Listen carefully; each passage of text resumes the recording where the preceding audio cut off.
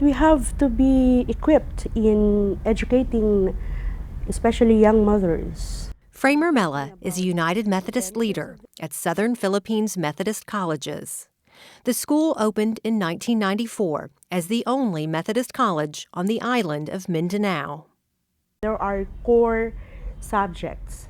The first one is the gender and development, then the Wesleyan theologies and other spiritualities, wherein we integrated there the social principles.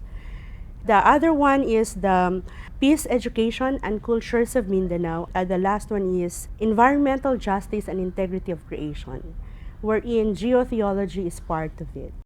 The school focuses on these areas because they are very important in a place plagued by typhoons and other weather crises.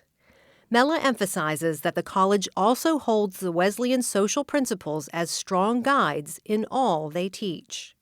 I really like social principles because this is very practical and I believe in it.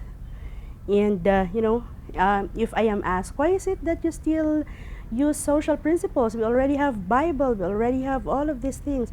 Because we care. We have a radio program. It's called Youthful Insights. When they discuss about something, social issues, and they use the social principles as the basis. So people would just say, so it seems like a mandate or a principle or something that they believe in. And because of that, they are bolder and more convinced to talk about that issue because it's a part of the social principles. I am a psychologist by profession. So long before I became the president of the school, I already did some psychosocial interventions. Now that I'm back, there are some problems, like for example, cases of domestic violence or even rape or things like that. They go to school asking for help. We have limited resources, but because of the network, we could go directly to authorities, like for example, the police.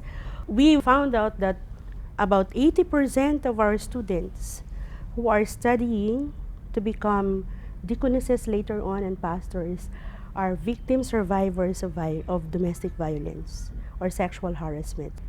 So I think it's very important that we address this in our church. Yes. Aside from that, we also have convocations twice a year. So we were requested by the bishop to talk about gender and development, to talk about sexual harassment. So we started talking about this already.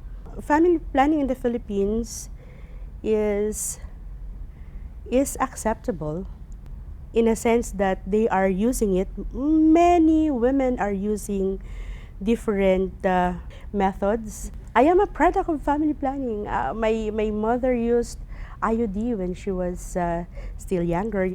But of course, the church, particularly the Roman Catholic, has a very strong pronouncement against this. But it doesn't mean that women are not using family planning methods. We have what we call the Duyan.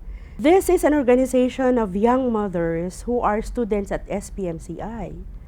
And for them to be able to finish their studies, they have to use some family planning methods. And because of that, they have more successful stories. 2 of them, I think 3 of them will graduate this year because of family planning method. Mella believes the United Methodist Church can change cultural norms, so women and girls in her home country have a better chance for an education and a way out of the cycle of poverty. It will be a very beautiful place. It will be a place where you want to live and have your own family. A place where you will be able to find your worth and your dignity and just be yourself. And not being afraid that you're a woman, because first and foremost you are a daughter of God. You will have this fullness of life. You will just enjoy who you are.